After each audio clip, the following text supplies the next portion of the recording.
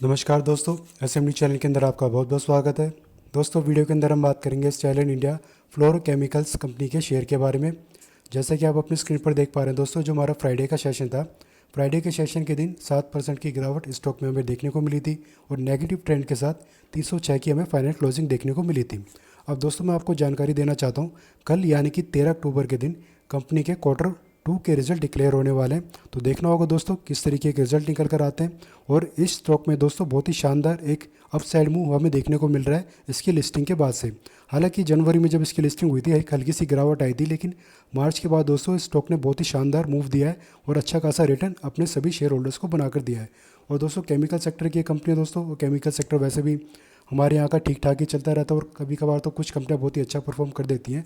तो देखते हैं दोस्तों कल इसका कैसा रिजल्ट आता है और रिजल्ट आने से पहले क्या हमारे टारगेट हो सकते हैं। अगर रिजल्ट अच्छा आता है, ख़राब आता है, एंट्री और एग्जिट लेवल क्या हो सकते हैं, इन सब के बारे में हम बात करेंगे।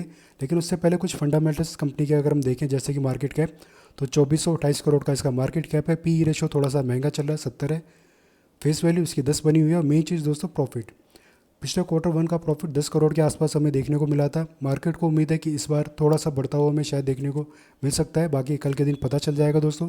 लेकिन 10 करोड़ की रेंज के आसपास अगर रिजल्ट निकल कर आता है तो वो डिसेंट रिजल्ट माना जाएगा दोस्तों। बाकी कल पता चल जाएगा किस तरीके का रिजल्ट आएगा इसका। प्रमोटर की भी हिस्सेदारी दोस्तों 67% हमें देखने को यहाँ पर मिल जाती है। अब जरा इसके हम चार्ट पर चलें दोस्तों। चार्ट पर सबसे पहले तो देखिए इसकी लिस्टिंग जो हमें जनवरी में होते हुए देखने को मिली थी इसी साल, और मार्च में दोस्तों, मार्च के बाद इसने एक अपसाइड हमें मूव दिया था। मार्च या फिर आप अप्रैल कह लीजिए, मार्च और अप्रैल के बीच में एक ही लेवल पे पास ये लगभग आ गया था अपने। और तब से लेकर अब तक दोस्तों इसने 450% से ज़्यादा का फ़ायदा हमें अब तक दे दिया है। तो यानी कि अच्छा खासा पैसा दोस्तों इसने पिछले 10 महीने के अंदर अंदर हमें बना कर दिया है।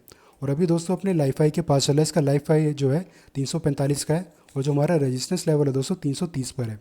और नीचे में जो सपोर्ट कहाँ पर है दोस्तों 272, और उसके बाद 200 के पास हमारा दूसरा सपोर्ट लेवल है।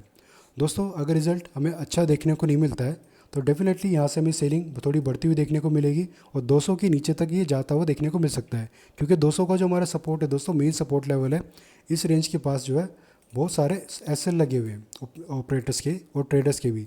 तो दोस्तों ऊपर से जब बड़े जो बिग प्लेयर हैं, बड़े ऑपरेटर जो हैं सेलिंग करना स्टार्ट करेंगे तो सबके एसएल को हिट करने के लिए वो डेफिनेटली 200 के नीचे तक इस स्टॉक को लेकर आ सकते हैं।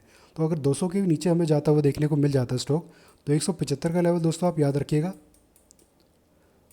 200 पर एक छोटी सी एंट्री हम कर सकते हैं, उसके बाद 175 पर हम एंट्री करके चलेंगे दूसरी।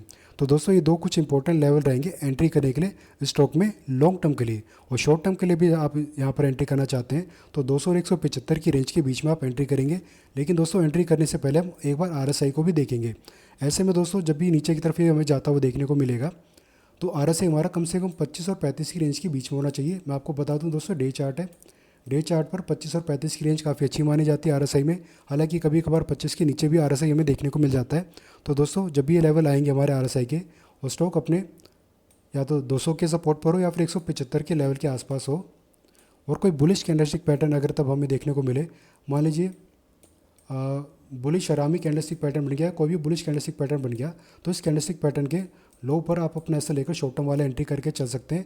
टारगेट आप ऊपर में अगर 200 या 200 के नीचे अगर हम ले रहे हैं तो पहला टारगेट 225 तक का आप लेकर चल सकते हैं। या फिर ऊपर में जो अभी हमें सपोर्ट दिख रहा है 272, इसका भी आप टारगेट लेकर चल सकते हैं अगर थोड़ा सा ज़्यादा टाइम के लिए अगर आप रुकते हैं। और लॉन्ग टर्म के लिए अगर आप अपनी पोजीशन बनाते हैं तो एसएल को थोड़ा सा दूर रखिए, या फिर आप चाहे तो अवॉइड भी करके चल सकते हैं अगर आप रिस्क लेने वाले ट्रेडर हैं तो। और वहीं अगर दोस्तों हमें रिजल्ट अच्छा देखने को मिल गया और ऊपरी लेवल से दोस्तों फिर भी हमें कुछ गिरावट देखने को मिलती है, तो ऊपरी लेवल से दोस्तों प्रॉफिट बुकिंग मानी जाएगी, यानी कि हेवी सेलिंग नहीं होगी। जिनने भी शॉर्ट टर्म के लिए यहाँ पर खरीदारी करी थी निचले लेवल पर, अच्छा रिजल्ट आने के बाद थोड़ा बहुत इसमें जंप आएगा, फिर वहाँ से एक प्रॉफिट बुकिंग हमें देखने को मिल जाएगी। ऐसे में तो आप बिल्कुल भी पैनिक ना करें जिन्होंने लॉन्ग टर्म के लिए यहाँ पर अपनी पोजीशन को क्रिएट कर रखा है। तो निचले 200, ये 272 और 250 फिर यहाँ पर एक रेंज है दोस्तों हमारी। मैं आपको लाइन खींच देता हूँ यहाँ पर। ये जो एक रेंज है दोस्तों हमारी, इस रेंज के आसपास फिर आने पर इसमें एक बाउंस बैक हमें देखने को मिल सकता है और दोबारा से एक नया लाइफ हाई भी हमें यहाँ पर बनता हुआ देखने को मिल सकता है। और अपने लाइफ हाई बनाता हुआ दोस्तों ये आराम से जो है फिर अच्छा रिजल्ट अगर आ जाता है तो बता रहा हूँ दोस्तों 500 के आसपास तक आने वाले टाइम में हमें जाता हुआ देखने को मिल सकता है। तो दोस्तों ये कुछ सिनेरियो यहाँ पर हमें बनते हुए देखने को मिल सकते हैं रिजल्ट के बेस पर। तो ऐसे में दोस्तों हमें प्रॉफिट बुकिंग कब करनी है, प्रॉफिट बुकिंग का लेवल ये भी हमारा अच्छा लेवल है। अगर रिजल्ट हमें अच्छा देखने को मिल रहा है, यहाँ से भी आप प्रॉफिट बुकिंग करके एग्जिट कर सकते हैं शॉर्ट टर्म वाले। अगर निचले लेवल पर किसी ने खरीदारी कर रखी थी और लॉन्ग टर्म के लिए अगर किसी ने खरीदारी कर रखी थी तो हमें फंडामेंटल्स कंपनी के ठीक ठाक ही देखने को मिल रहे हैं। और अगर आपको लंबे टाइम के लिए यहाँ पर रुकना है, आप रुक सकते हैं। रिजल्ट बाकी कल हम देख लेंगे। वैसे तो लग नहीं रहा कि बहुत ज़्यादा ख़राब रिजल्ट निकल कर आएंगे। अगर डिसेंट रिजल्ट भी आते हैं दोस्तों तो भी एक बार के लिए नीचे ज़रूर आएगा स्टॉक, फिर वहाँ से जो है इसमें अपसाइड मूव हमें देखने को मिलने के पूरे चांसेस हैं। तो फिलहाल के लिए दोस्तों इस वीडियो में इतना ही। दी गई जानकारी अगर आपको अच्छी लगी हो, यूज़फुल लगी हो तो वीडियो को लाइक करना, चैनल को सब्सक्राइब करना। धन्यवाद।